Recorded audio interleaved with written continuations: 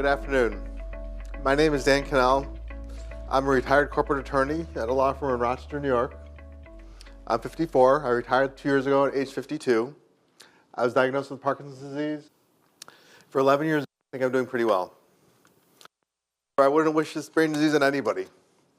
One of the worst parts about my diagnosis of PD is that it was likely entirely preventable. There's no reason I should have Parkinson's disease. Allow me to back up a bit. In 2009, I'd been diagnosed with PD for about 6 years. And I was working on several Parkinson's disease projects, mostly around wearables, with Ray Dorsey at the University of Rochester. After one meeting, Ray turned to me, and as I was walking out of the door, asked, "Dan, why do you think you have Parkinson's disease?" That question struck a chord. And I thought of it, as I thought of an answer that would not involve the word idiopathic, several of my colleagues who had received similar diagnoses came to mind.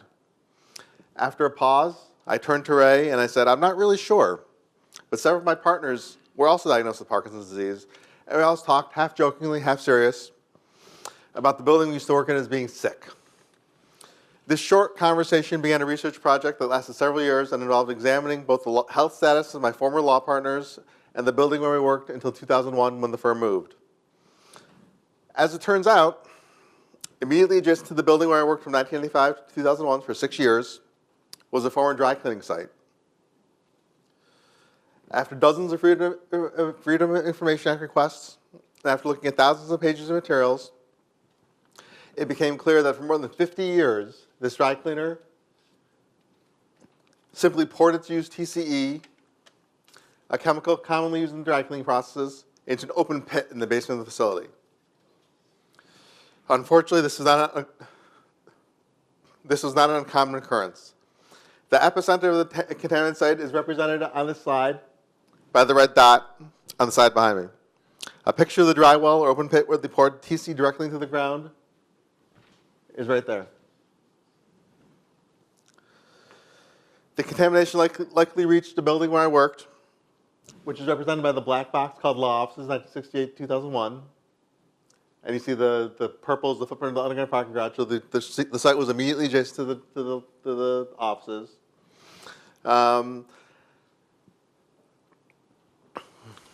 Through the parking garage. So the direction of the groundwater flow, the blue arrow, likely is the way the TC hit the footprint of the underground parking garage. And from there, elevators in the building probably acted like pistons, going up and down to the parking garage, up into the building, pulling the TC vapors into the air, and pulling toxic vapors into the air where I worked.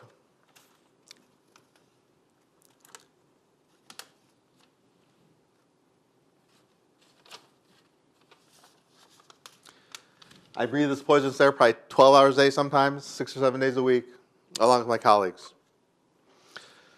So what effect does this poisonous vaporized TCE have?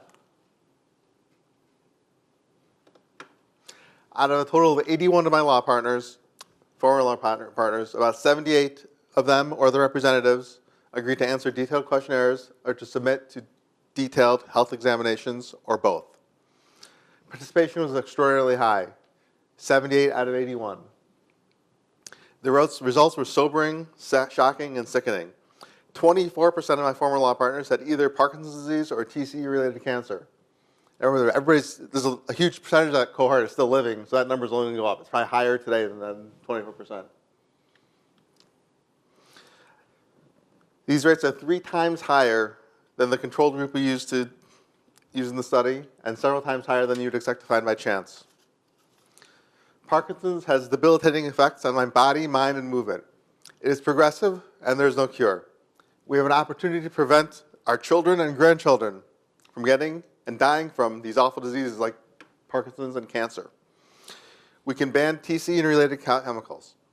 We can clean them up. We can help ensure that future generations do not suffer from these terrible diseases.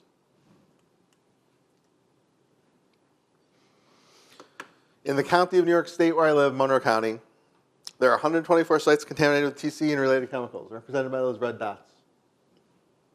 This is not unusually high. This contamination is literally everywhere.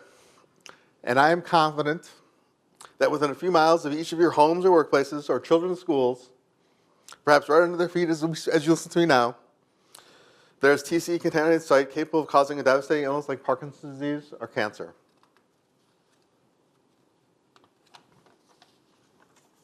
It's too late for me.